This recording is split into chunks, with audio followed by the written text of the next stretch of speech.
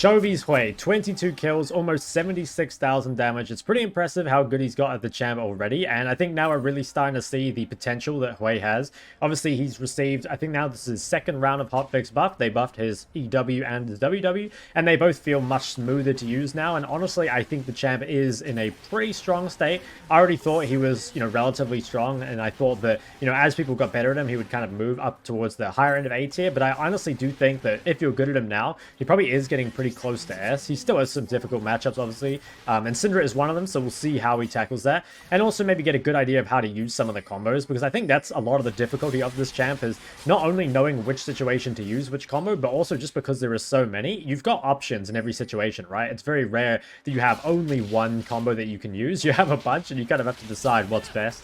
Little level 1 shenanigan here. I think if you do have a level 1, it probably is better to start E for the most part, but, you probably just skill Q for the lane. Hopefully he does not get his recall cancelled here. I did briefly skim through this VOD a little bit before, just to mainly see, how was he doing so well in the laning phase against Syndra, because it is meant to be a hard matchup. I mean, Syndra is generally just quite good against the other mages, but yeah, we're going to see a lot of how he does that here, so very important for Hwei's early game is finding a way to get past the wave. That's because you can harass with QQ really easily, right?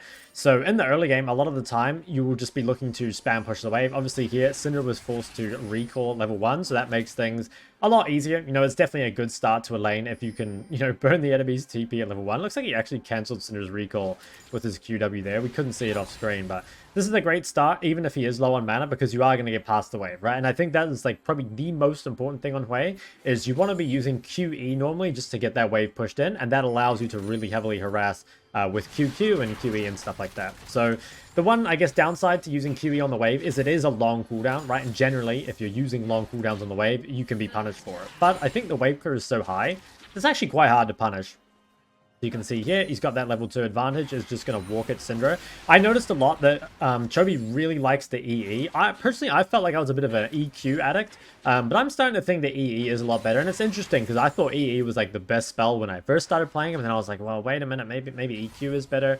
But yeah, I think the EE is really nice, because it does apply a slow as well. It's sort of an overloaded ability, right? You'd think it would just pull them in and that would be it, but it's like a set E, with the giant slow on top of it, which feels really good. Now, he does have to base TP early. I think he was a bit worried about being pushed up on so low mana. Obviously not the best base, gets the refillable, but since Syndra had already based, it should be fine. And I think getting a lot of that mana back, just to allow yourself to keep pushing, and again, get past the wave is super nice.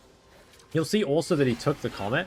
I think that's really, really good because, Comet on a lot of champs kind of sucks because it's hard to actually guarantee it all the time. But I think on Hwei, it's pretty realistic. Something I've noticed is that you can start trades with EE, and then that'll basically guarantee, if you can EE into a QQ, you can pretty much guarantee Comet and your passive proc. So you kind of see it there. He goes for the EE and just hits everything, which actually adds up to a lot of damage, right? I think that you're really rewarded on this champion for hitting, multiple abilities in a row.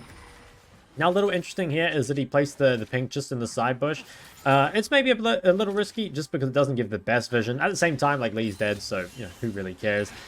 Now, level 4, so can probably look to get a little more aggressive, right? You see him, again, using that QE, and this is very important. You'll see he has DMATs as well. If you have more wave clear, more points in Q, obviously, and, more wave clear from your DMATs, it allows you to go for these trades. So once again, if you can get past the wave, you start the trade with EE, follow up with QQ, it guarantees Comet, it guarantees your passive, and it just adds up to a ton of damage. And I think as Hwei, generally, you're expecting to kind of not fall behind in the early game, but like you scale really well, right? So you're kind of expecting just to kind of get to the point where you can neutralize the wave and then go even.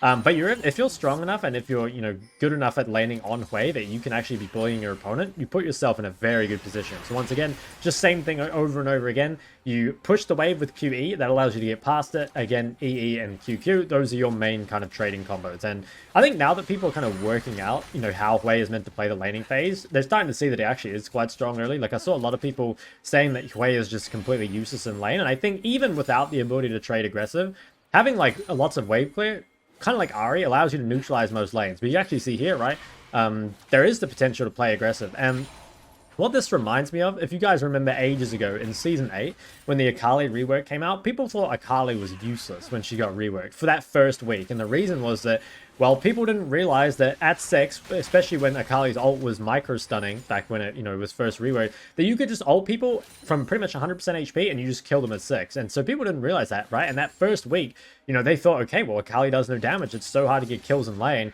And then as soon as people figured out that they could just instantly get their kill at 6, instantly it became broken. Same thing happened with Kiana. I don't know if you guys remember when Kiana came out, but I remember the first couple of days, people thought Kiana was so weak. And then people realized, well, you can just pick up, I believe it was back then, the combo was you would pick up the blue Q, the river Q, I guess, that would root your opponent. And then you just like river Q, you'd chase them down with your autos, and then you'd finish them off with like the rock Q, and people would just die at level 3, and suddenly, you know, Kiana was broken. No one could stand up to the damage at level 3. So I feel like Hwei's kind of in a similar spot now, where he is just so strong early game that, or not so strong early game, but rather people have figured out how to manage and how to get the most out of his early game, and now he's like not only a scaling monster, but he also has the potential for the early game. Now, taking a look at the base here, it's pretty interesting. So something I always advocate in the early game, especially against skill shot mages, is to rush tier 2 boots. So you see that's what he's gone for here. Has gone for the CDR boost. Now, that's a little interesting to me because personally I would have built Mercs. So my reasoning would have been, you know, Syndra, you know, APCC, it makes the tenacity really valuable. It's also very good against Lux, and even the MR goes a little way against Gwen. It's not amazing because she does a lot of true damage, but personally I would have gone for the Merc Dreads. And I think the reason he didn't, and maybe this is a thing you can do on Hwei to be greedier, is that you've got a lot of range, right? In a similar vein to champs like Xerath or Lux or whatever, you can afford to itemize a bit greedier because you're not going to be in range of your opponent all the time. So I think as long as he can get through lane without falling behind with this boot choice, it probably is better in the long run. But anyway, you know, we'll see how it kind of works out for him. So this is another pretty important stage in the lane. I think when you get 6 on Hwei, it's a massive spike. I think Hwei's ult is very crucial for his kit. You know, it does a lot of damage. It also allows you to guarantee the rest of your abilities, and obviously the slow, super nice for early game. So when you're looking to skirmish and stuff like that, you really want to be thinking like, how can I guarantee that? Does get ganked mid here. This is another kind of crucial thing. If you're playing a champ that has no dashes, you probably want some movement speed, and that allows him to kind of get away from that. You see he's able to turn this gank by getting that follow-up CC onto the Syndra, and then just ends up taking her out, right? So basically, it was the movement speed from his tier 2 boost that allowed him to dodge the initial stun, you know, get away from the Lee Sin, and then pretty much they over-aggressed. He was able to just hit the R on Syndra, and then, you know, that slows her for a really long time, allows you to hit a lot of damage, allows your jungler as well to do some damage, and then you can just slow her again with EE. So it feels very punishing.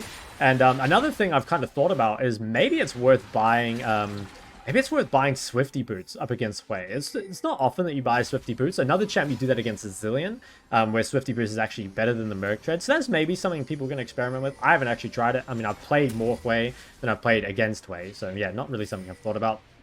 But you can see, in a very good spot here. You know, I think if you get to this point on Hwei, where you've got your Lost Chapter and your Tier 2 boots, you're in a very, very good position. Because what this means, basically, is you have enough mana to just continually QE waves, and you also, as you can see, he does enough damage to the wave that he's very easily going to get past it, and that means that he's allowed to roam, he's allowed to hit tower, maybe not hit tower because you are immobile, but essentially, like, you have a lot of priority, and you can do kind of whatever you want with it.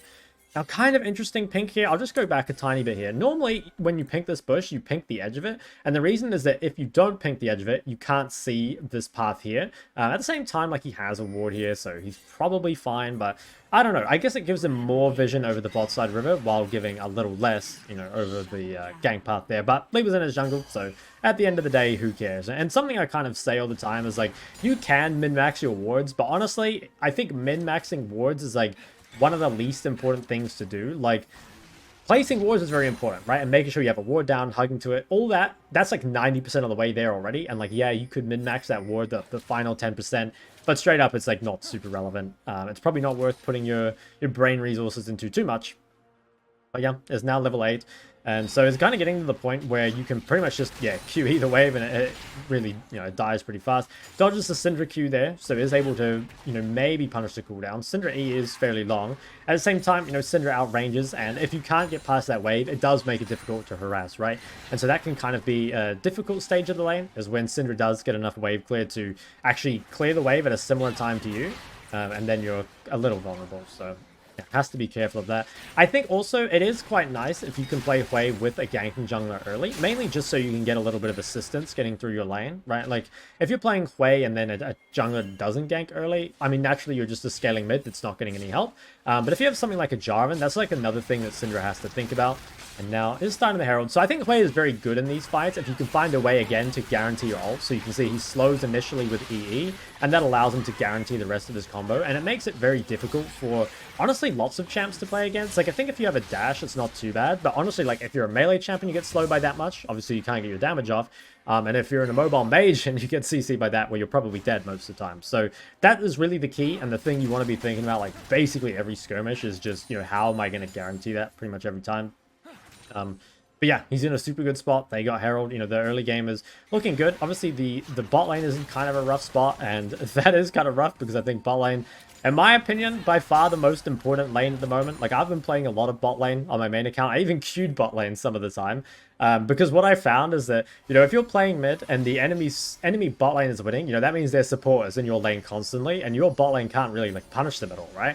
So I found, you know, I was kind of like, I'll do it myself. I'll go down bot lane, make sure I get priority, make sure my support is roaming mid, and then, you know, my mid laner doesn't have to deal with that. So, yeah, just a funny little thing recently. I think it's very frustrating to play mid at the moment. It doesn't mean it's weak, right? Before, you know, everyone's up in arms with the comment. I don't think mid is weak, but I do think mid is very frustrating at the moment. So, yeah, I've been queuing a few bot lane games, but I've also been playing a lot of Hwei, which does feel fun. So now it's going towards the Liandry's. Personally, I'm a bigger fan of Liandry's than I am the Ludens on this champ.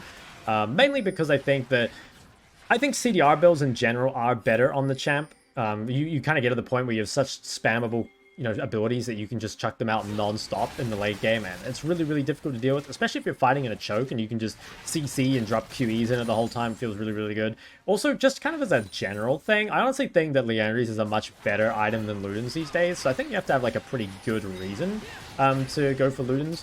See, really nice here what Chovy did is he waited for Syndra to commit until that little kind of choke point here, you know, where she had to commit to a direction, and once she does, then you can just follow up with the ult. So I think that was pretty smart there, and something I actually see in coaching sessions a lot is people kind of not holding their cooldown. You know, they're very eager to use them, and sometimes it is better just to hold it a little bit longer. You know, let your opponent juke themselves to death, let them commit to a direction and stuff like that. So that's a little nice thing you can do.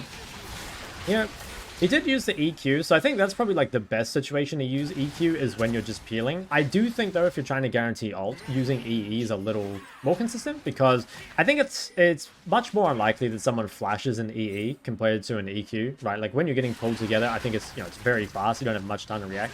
Does have to be careful here. Overextended a little bit and did end up dying. So this is the like thing you have to be really careful with in a mobile mage, because obviously there he had his splash, but I think the thing he didn't respect is that his jungler just got chunked out, and I'll say I'm very guilty of doing this. When your jungler gets chunked out, that means that one, your jungler can't pressure, and two, the enemy jungler knows there will be no counter gank, right? So that's kind of like the window you have to play safe, and it's pretty frustrating. Like, that's the thing I dislike most about mid, is that a lot of the skill comes from just, you know, identifying basically when your support and jungle can't help you, and the only thing you can do is play safe. And you can see even very, very good players like Chovy often mess that up. Could be a little bit of an ego thing. And, you know, it's fairly justified, right? He's a pretty good player. I'd have an ego too.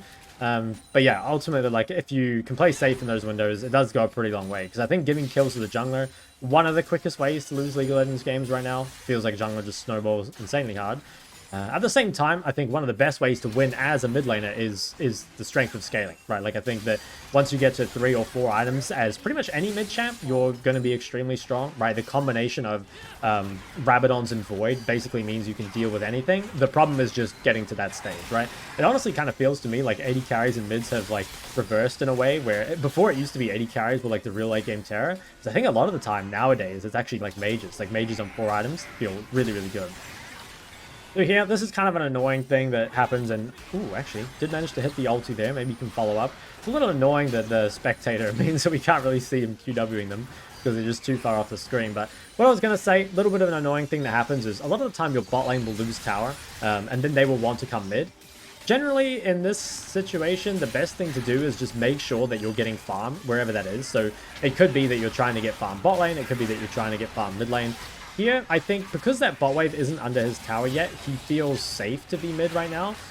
Possibly he's also thinking that like he has enough wave clear, right? So he can keep up this mid tower at all times.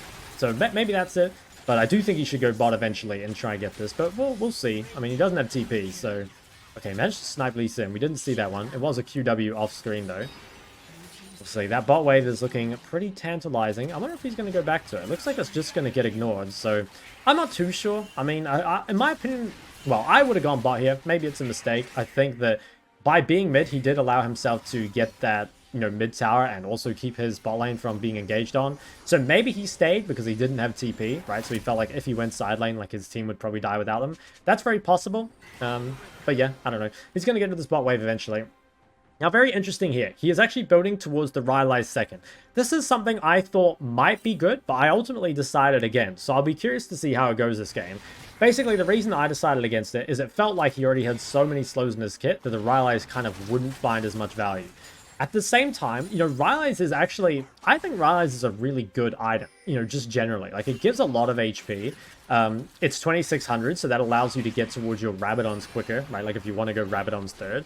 And also it means that you can use abilities that don't have slows on them just to kind of, you know, apply the Rylai's, right? It allows you to use different combos, in other words. I'm still not sold on it, but I'm kind of, yeah, I don't know. I'm just curious to see how it goes. Now, when, oh, he managed to snipe another one with QW. So he's managing to find ways to snipe QW. So it's annoying that we can't see it. I think using QW to follow up other people's CC is really, really valuable a lot of the time. And you also see that he's spamming WE a lot. This is kind of something I found as well. If you guys watched, oh my God, the flash EE. I think everyone's just dead here. Yeah, really nice engagement. And what I was going to say, though, is I think using WE is a lot more important than using WQ or WW a lot of the time. And you guys probably would have seen that in that video I did on Hwei before. The problem is if you don't use WE, a lot of the time you're just running out of mana. Especially because you're not building a tier. I guess you could use a tier, right? And that might allow you to cast WW and WQ a bit more. But it is a fairly big DPS loss. Like, you are losing the WE damage. And I also just think in general, like, WQ and WW, they're situationally quite strong, right? It's not like you don't use them ever, right? I mean, you can see movement speed coming out of base. Movement speed to allow your team to engage is all really nice. But I think just in team fights a lot of the time finds less value. WW kind of feels like the weakest ability to me. I think, you know, there are times, like if you're getting dived or if you're doing Baron, you know, it does feel strong. I don't think there's any ability that's useless, but I think on balance, it's probably the weakest one. Now you see here that he passed mid out of base. This is probably just to secure the dragon. I think something that's very important in solo queue, even in high elo, or maybe even especially in high elo, is to be at all the dragon fights. And because he has TP here, he has options, right? He can either base and TP back to top, which is completely fine. You can see there, that's kind of what I mean with the Rylai's. Like, if you're trying to CC this guy without Rylai's, you might need to start with EE, and obviously that provides a slow, whereas I think with Rylai's, you know, it opens up stuff like QQ into EW mainly. I mean, he did QQ into EE there anyway, so I'm not sure. Like I said, Rylai's is something like I wanted to try, and I kind of feel like has potential. At the same time, I wonder if it's just a little bit wasted, but I don't know. I mean, I respect Chovy's opinion, and it seems to be working well. And I think that extra health a lot of the time can be kind of underrated. You know, like something I really noticed when I play Cassio, you know, obviously Cassio's like shorter range, is just like the extra health, obviously from Seraphs and Seraphs and Rylai's does actually add up a lot of the time. Now, Chovy, he does feel safe going to the sideline here. I think this is mainly because, well, one, everyone's showing bot, and two, he has TP. So, worst case, he can TP into this fight if he needs. If not, he can just keep pushing top and get everything. I think he's probably just looking at bot lane here. Yeah, instantly TP's in. So this is something you want to be really careful of. It's quite hard to sideline without TP because, as you can see, even in high-low, people generally can't be trusted to play safe when you're splitting the side. So just be quite careful of that. Like, a lot of the time, I will see people split push in solo queue and be like, you know, my team just fights without me. And it's like, yeah, they just do that. That's just kind of like how solo queue works. People can't really help themselves, so be very careful side laning without TP. Obviously there he was able to. And the nice thing about having TP, you know, is it gives you that permission to side lane. It always means you can TP into the fight if you want. And, oh, that got eaten by Gwen W, his ult there. I think probably should just run away. I think if you miss ult, or it gets like, you know, whatever, somehow they dodge it or you miss it, it's, in my opinion, it kind of means you shouldn't fight. I think Hwei without ult is, again, kind of like Ahri without ult. Like, you can still poke, you can still do damage, but ultimately you're, like, much lesser for not having that. And I've drawn a lot of comparisons to Ahri, even though these are, like, very different champs in a way, right? Like, Hwei's a scaling mage, but he has, like, the similar kind of neutralization thing early. He really likes to play with his jungle early, and I think, yeah, similar ult reliance. There's probably other champs that he's more similar to, but that's the one I've been using. to kind of make things simple. Does manage to kill the Gwen there, and should be sitting on a lot of gold, so probably does want to reset, but yeah. I think something that's always really impressive, by the way, and maybe you guys think it's impressive too, is how quickly, like, top players grasp these champions.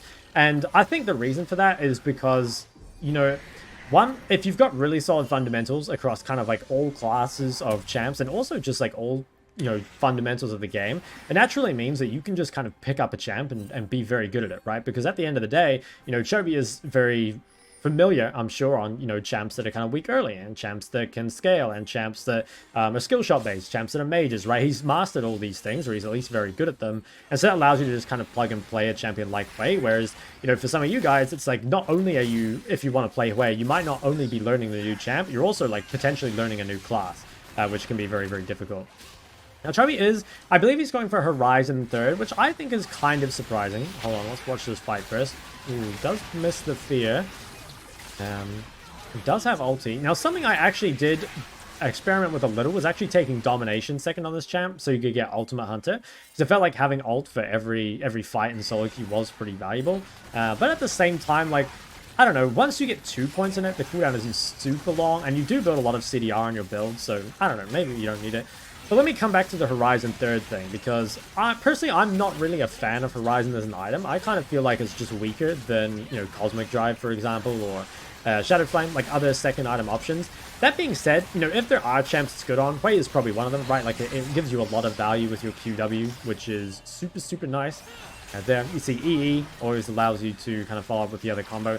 The other thing that's kind of interesting about Horizon 3rd here is that generally, like, as most mages, let's see them clean up the fight. Generally, as most mages, right, your build is typically like Mythic, situational second item, and then you're going like Rabadons, pretty much always, because it just gives you a lot of AP. But again, champs that build Rylai second, or Seraph second, especially Rylai second, but sometimes Seraph second, generally you might need another item before you start going towards Rabadons, because you just don't have a lot of AP, right? You can see here that even with like a 6-stack Dark Seal, that he is kind of, he doesn't really have enough AP to justify a Rabadons. Like, you could go Rabadons, and it's probably pretty solid, but it might be better just to go another item and then pick up Rabadons 4th, as long as you don't need a Void. So I think that's kind of what he's planning here, you know, just get a bit more AP and then, you know, end up going for the Rabadons later on. It's possible that if you're building this sort of build, you know, where you are planning on going something lower AP as the second item, maybe you should be taking Gathering Storm. Like, I believe he took Scorch this game for the laning phase, and it's hard to say that it didn't work out, right? Like, he was doing really well against the Syndra lane. At the same time, you know, if you have an extra 24 AP here, that goes a long way towards getting your Rabadons. Or, you know, maybe if you had Domination second instead of Inspiration, right? That gives you extra AP from Eyeball. So there's maybe ways that you could justify a Rabadons 3rd, because, you know, I'm sure you guys know, picking up Rabadons 3rd feels really, really good. At the same time, like, I don't know, if you pick it up and you don't actually have a lot of AP, especially if you're not fed on the way there, like if you don't have Dark Seal stacks, it can be really hard to get the gold together for components, and you can end up being quite far ahead and then hitting like this really significant kind of power trough before finally coming back online at 3 items. And that can be a problem, because, you know, if you fight those mid-game dragons, like 3rd and 4th drag, you can have a really big problem, you know, not having the damage at those. Obviously not a problem that he has here, because he is really, really strong. Coming to another fight, you can see we'll probably go for the EE, and then, yeah, tries to follow up with ult pretty much every time. His ult did barely miss there. I think it was slightly out of range. It does have quite a lot of range. Like, it's deceptively long range, but you do have to be careful. Now probably just needs to kite away from this. I think one thing that you can do is, you know, if you do fight opponents in a choke, you can just like EE into QE, and that can just, you know, bring down a lot of CC.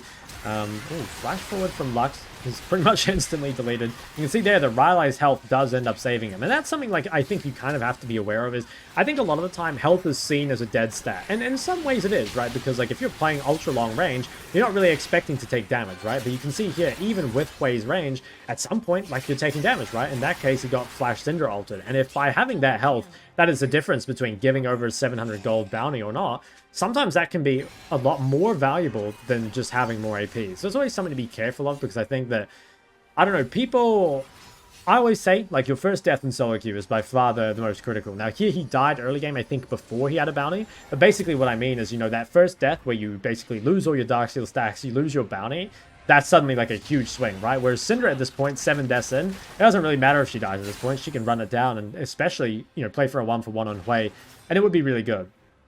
Now, he had TP bot. I actually wonder if he did this thinking that Baron was already gone, and so instead he just wanted to push out bot and do drag. I'm not too sure, but either way, you know, it does mean that he gets pressure onto bot, and, well, they do get to do the drag. Because they didn't do Baron, he might start walking towards it here and just, you know, make sure they can't finish it off. I think it's probably the right thing to do. They need to be careful, because if you commit, you know, a lot to bot side, that means the enemy can take full control of the top side, which is what they did here, which makes it difficult to face check. Fortunately, you know, Hwei, very low cooldowns at this stage of the game. You can see 3 seconds on the QW is very spammable and allows you to, you know, just check all this. I think he did get the EW route on Lux there at the very end. It doesn't look like it really made a difference though. And it also seems like EW, you know, just seeing it there, I think EW is like a timed projectile, right? So there's like time to before it hits, like when Lee was dashing in there. But ultimately, like, I think if you can hit your ult, it's going to be a good fight most of the time. And this champ does, like, a lot of damage. Like, you really notice. I mean, straight up, like, any champ is going to deal a lot of damage when they have 12 kills, right? But I think the amount of AoE and also the amount of range that Hwei brings in a team fight is pretty... not just, like, hard to deal with, it's also, like, quite hard to see. Like, I don't know if you guys have felt this when you play against Hwei, but to me... there's a lot of effects on the screen, and a lot of them are quite difficult to dodge, you know? Like, I think EE, for example, was very difficult to dodge. You know, once the ult goes off, it's taking up so much of the river that it makes it super hard to position. So it's not the easiest thing to play around. Now, is going for 4th item Void here. This is kind of surprising to me. Personally, I would have gone for Rabadon's here, so... I think the reason he's going Void is, one, like, later in the game, obviously people's, like, base MR is getting higher and higher, right? So that makes Void more valuable. It could also be that he's kind of buying Void preemptively, right? Like, something that you can really get stuck on as a mid laner is your opponents start to buy magic resist, and then you kind of end up at a point where, you know, you can't get any more gold because you can't kill anyone, but you don't have Void, you know, so you can't deal the damage, and then you can't end up getting your Void. That being said, like, is any MR gonna really come through here? I would be pretty surprised, so... yeah, I think I would have gone Rabadon's, especially given that, you know, he does have 3 items and he does have 10 stacks in the Dark Seal. So, I'm pretty surprised that he didn't go for it, but ultimately, I don't know. Well, we'll see. Maybe he'll be right. Get some really nice damage there, and I think you are kind of seeing the value of Rylai's in those sort of situations where QQ is longer range than EE. So you can, it allows you to start more trades, or more pokes, I guess, more chunks, I should say, with QQ, and then a follow-up EE, as opposed to closing the distance needed to EE, and then following up with QQ, right? So, maybe there is something to be said about Rylai's. I mean, like I said, I kind of thought it would be good, but at the same time, like, just as a champion with a lot of slows in your kit already, it seems kind of redundant, but I can maybe see it kind of like Seraphine, where it almost like allows you to do different things, right? Like it allows you to... Seraphine, when you get Rylai's, I believe it just instantly roots, right? I think that's how it works. I can't quite remember. Anyway, it changes something about it, and it allows you to essentially like change how you're going to play team fights. Hwei also has a lot of Baron DPS, especially like any Leandry's champ with a dot is going to have a lot of DPS, but you know, obviously with your low cooldowns, so you can keep your QE ticking pretty much the whole time. And now, does he have enough gold for Void? He does. Okay, so completes the Void. There still is no real magic resist here, so yeah, I find it kind of unnecessary, and I think it is quite strange that you're 4 items here and you only have 400 AP. That is something as well that I think is a really big trade-off. Again, like if you have all those extra AP sources like a Rabadon's, like Gathering Storm, like Eyeball, you can end up with way more AP here, but it does kind of cost you for the early game, right? Like it does mean that you will have no Scorch for the early game. It does mean you won't have like D-Match or something. Really nice trade there. Rather, pretty much just a nice kill. The ult is so difficult to deal with, I think. That's what I've been saying. Like, I think the Swifties might be the way to go. At the same time, like, maybe it doesn't make a difference. Really, you just, like, have to not get hit by ult. That's the main counterplay to this champ. Is it going to recall? Is it a Medjai's angle? I think it is. Fire. Is he doing it? Yes. That's what I like to see. So, Medjai's, you know, a lot of the time, it's a meme item, kind of, because... obviously, if you die with Medjai's, it's really, really bad. That being said, like, Medjai's does give a lot of movement speed. Like, Medjai's on 10 stacks is actually very good, even without 25 stacks. I think as long as you can consistently keep your Medjai's above 10 stacks, it'll generally be worth it. But if it falls below that, it probably won't. It is, I think, not too... oh my god, Snipe Cinder again. It's not too difficult to keep high stacks on this champ because, well, you have a lot of range, you have a lot of AoE, so it's very easy to tag multiple people in a team fight. But I do think you need to be like a little careful, right? Like just naturally not having a dash in your kit does make surviving that little bit more difficult, especially when you don't have flash. Like I think Pierre probably just should leave and play it a little safer. We'll see though. He's feeling himself. He's level 16, so he's quite strong. Wants to kill his Caitlyn. I think she dies. Yeah, it does end up going down. That's pretty good, and is going to completely push in that wave. I don't know, I feel like he should probably back away. Something that you have to be really careful in solo queue is, you know, playing around your teammates. So right now, like, his Varus and his Jhin are quite far away, and he's still sieging. Does narrowly miss the ult. If he ends up dying to Gwen, it could be pretty disastrous. I think he's going to live. Poppy ended up dying, though, but I think he did overextend a bit too far there. And there's even a TP flank coming for him, so he's going to have a difficult time. How's he going to get out of this? I think he might need to run up. But, yeah, no, he sees the Syndra by now. Maybe they can just turn and kill her. Ooh, does he die here to Syndra? I think he does. Oh, just barely lives. Oh, Syndra does no damage whatsoever. I think Syndra's itemization here is really bad, by the way. I think building Luden's Shadow Flame when your triple AP is a very bad idea, because it means any magic resist is going to be super valuable, and your magic pen is just going to end up being absolutely useless, right? So I think Syndra's build is pretty awful. Now, Chovy here, I think when he has enough gold, he will probably sell either Rylai's or Horizon for a Rabadon. I think that's the way to go, and it's going to be like a massive spike once you finally complete that. But 17-1, I mean, that's a hella impressive score. Same time, like, having no Rabadons this late in the game, you know, it does mean your AP is very low, only 500, which, yeah, it kind of feels bad. Did hit the Rylai slow. I wanted to chase it down, but can't quite get it. Dragon is up, so they'll probably play for that. Something you should think about in solo queue too is I think a lot of the time, especially when you've got Baron, like, you really want to pressure, right? You really want to make sure you're taking inhibs and stuff, and a lot of the time you'll just leave the dragon alive so you can do that, because it's just more guaranteed, right? At the same time, like, I don't know, dragon is, I don't know, like, a lot of the time when you get Baron, you should pressure with it, because you can always go back to dragon. But at the same time, like, dragon is the safe way to win games, and yeah, I would recommend generally just doing the dragon, because I feel like there's been so many games in solo queue where it's just like, you know, we should be able to win from this if we play well, and, you know, then we don't play well. It's kind of the way it goes. But let's see what happens here. I think there's still a fair amount of time in this game. Yeah, we'll see what ends up happening. I'm kind of curious what ends up going wrong, because it's looking like a pretty done deal, although that Gwen is very strong. I think top laners feel like just so annoying to carry against. You know, there's like a few top lane champs, either the Hullbreaker builders, like a Fiora or something, or just like stuff like Camille, point and click lockdown. Jack's just like unkillable Demon King in the fights. I think all these champs are so annoying to carry against as a mid laner, even though a lot of the time mid lane champs are actually quite good against these ones. You know, like, I think a lot of mages are actually quite good versus Jax. It's still very, very frustrating to play against, and Gwen is no exception. You know, very difficult champ to itemize against. Lee has a flank, and Poppy is not here without TP as well, so need to be a little careful. He's using EW to zone. He hits that ult on Caitlyn, so she's a goner. I like how she tries to E4, tries to do something at the end. Looks like he sniped Syndra at some point there. Now, next time, I gotta just view this VOD in the client, I think, because we missed so many kills just from him QWing off screen. Yeah, that guy looks pretty gone. Ooh, is someone gonna steal his kill? Is this his 20th? It is. Okay, now, it looks like they can push to end, but maybe Gwen can hold, because, like I said, there is some time on this game. He's planning on base TPing. What's he selling for Rabadons? I think it's Rylai's, right? Probably sell Rylai's. Oh, he sold boots. Okay, so selling boots is risky, I think, but you've got movement speed from Magi, so maybe it's fine. Like, normally I sell boots if I have 2 move speed items, like a Cosmic and Magi's. But hey, he's deciding that he just wants the full damage. He's got 900 AP, but his movement speed is kind of low, so you have to be a little careful. Yeah, he does get the root on Gwen. Oh, it's so annoying that the QW won't hit just because of Gwen W. I mean, Gwen W is such a disgusting ability. Okay. He uses QE in teamfights a lot too. This is something I'm not sure about. Sometimes I feel like QE is a bait in teamfights because, like, it does zone a big area, but oh my god, he just gets absolutely one-shot by Gwen. Sometimes I feel like just dropping like a QW or a QE or a QQ, I mean, on someone who doesn't expect it is nice. Oh, actually got taken out there by the Gale Force Caitlyn. And that's pretty big, you know, that's a huge shutdown that goes over to the Caitlyn. And it feels, this is something that feels very frustrating to be in solo queue. Because Chovy has played incredibly all game, right? He's played much better than Syndra. I mean, 21 kills compared to 1 and 12 on the Syndra. At the same time, this one death gives so much to the enemy team, right? Like, now Caitlyn is actually quite strong. I mean, she was already, she had a lot of items, but she's going to be full build, and they get a Baron.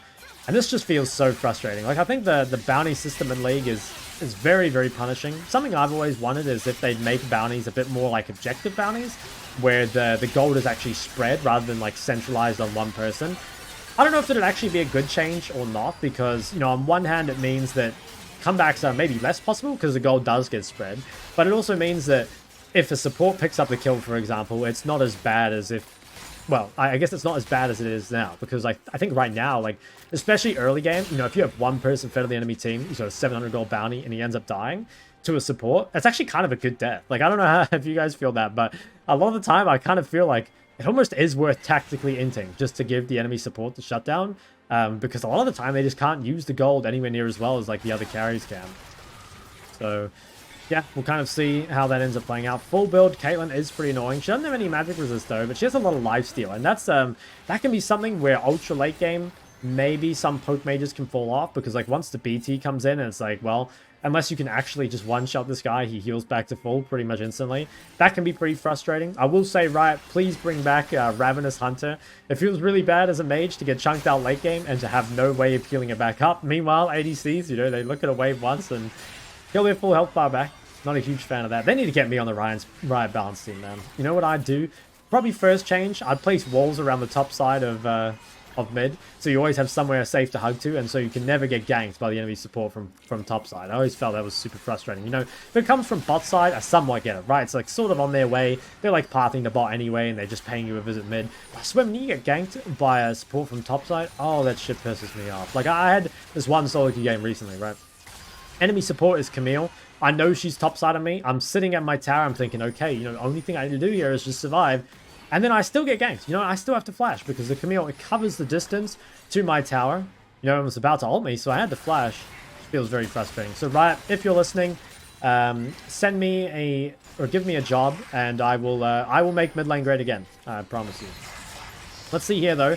So next dragon is the 4th one. Varus is just pushing down mid. So I mean, maybe Varus can just play to end the game. I think, because like this dragon, it doesn't matter too much for red team, right? Like if they give it, or if they get it, I guess it's good. If they give it though, it's fine. And oh my god, Jarvan just got absolutely deleted. Dude, Caitlyn is one of those champs where I swear like a good Caitlyn is so much better than like an average Caitlyn. You know, it's a scary champ. I really hate playing against Caitlyn.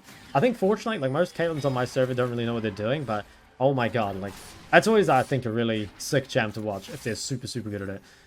That's a bit frustrating. You know, the jungler dies, so you kind of have to just wait a little bit here. And the dragon did go over. They did trade a mid inhib, but mid inhib at this stage of the game is like basically whatever. You see, by the way, like Chovy dying, losing those Magi stacks, he lost like 200 AP off that. Maybe he had Baron before when he had 900 AP? I'm not sure, but yeah, he lost a lot of AP just from that death, which is pretty rough. Ooh, okay. So I don't know how that happened. I guess like Varus, I think Varus would have ulted Caitlyn, and then he followed up with QW. I think that's what happened. My educated guess. So now they're going to play for the end, but they do have to be careful because, you know, at this point, the death time is so long that if one team kills the other, it is pretty much just GG instantly. Let's see what happens. They're sieging down mid. They don't have Jarvan, but it is a 4v4. And I think for Chovy here, he has flash in 5 seconds. He just needs to wait for that and then make sure that he can stay away from the Gwen, and I think he'll be fine. Let's see how it goes, though. And Lux is... Ooh, okay, she got rooted. She's dead. Yeah, the EW and arm's a lot quicker now, so people can be surprised by it. He dropped the shield there, but it wasn't actually enough. I think that's the annoying thing, is like that you only get the extra part of the shields a little while after. So Varus ended up dying. Oh, misses that EE. I feel like QQ to proc Rylai's actually seems really good, right? Like, a lot of the time that is just longer range than EE. I'm kind of liking the Rylai's technology, although he doesn't have it anymore, but I kind of liked it for most of the game. I wonder if it is better. You know, for the extra HP as well. It's definitely something I want to try. Throws another EW out. Don't think it hit anyone. Nice QW onto 2 there. I guess if you do have Rylai's, you know, it doesn't matter at this stage of the game, but I guess Rylai's is another way to guarantee common as well. Like, maybe it actually adds up to more damage. I do kind of want to try it. Okay, they're cutting away. Have to be careful, because without Varus, they're missing a lot of damage. I just realized they have a Jhin support. I don't know why that, like, never clicked in my head until now, but they do have a Jhin support. Where Jarvan is absolutely dead. Chovy will be very upset at this Jarvan, I think. I mean, he did well in the early game, but he's had a couple rough deaths. So now they need to try defend. I mean, Hwei is a really good champ for defending your base. He's kind of like a Nivea in that sense. Like, I think you can stall out games a really long time just by QEing them from so far away. At the same time, like, maybe needs to be careful. He stayed on pretty low health here, and I'm worried he's going to get one-shot by Kate. Yeah, that's kind of what I thought too. I mean, maybe if he's full HP, he still gets one-shot. Because Caitlyn just does a lot of damage at this point. Maybe he should have just based and TP'd. I don't know. It's a rough situation. And so unfortunately, it looks like he's going to end up losing that game. Yeah, that's the end of that one. But I think he did play really well. And I think there's a lot to learn from this. I mean, for me, I think Rylai's is definitely something I want to try. I think also, like, kind of the way he used EE was pretty nice. You know, I definitely don't use EE as much as he does. I think I was mainly using EQ a lot more. But yeah, I really liked his EE usage. So that's gonna be it for this game. It was a bit of a longer one, but I kind of wanted to just really cover it in depth, and hopefully you enjoyed it. You know, I try to make it somewhat educational while also being a bit entertaining. I understand it's not easy to watch a whole 40-minute video. But yeah, let me know what you guys think of Chovy's Hwei. I think he's doing really well on it. I think the champ itself is now very, very strong, and hopefully people don't sleep on it too more. And it's probably a champ that if you guys do want a champ to learn for next season, it could be a good time to start putting some games in it now, so that when the new items come out, and I think you will do really well with the new items, that you're already kind of ready to go with those. So yeah, guys, if you did like the video, go ahead and like and subscribe. And of course, I'll see you in the next one.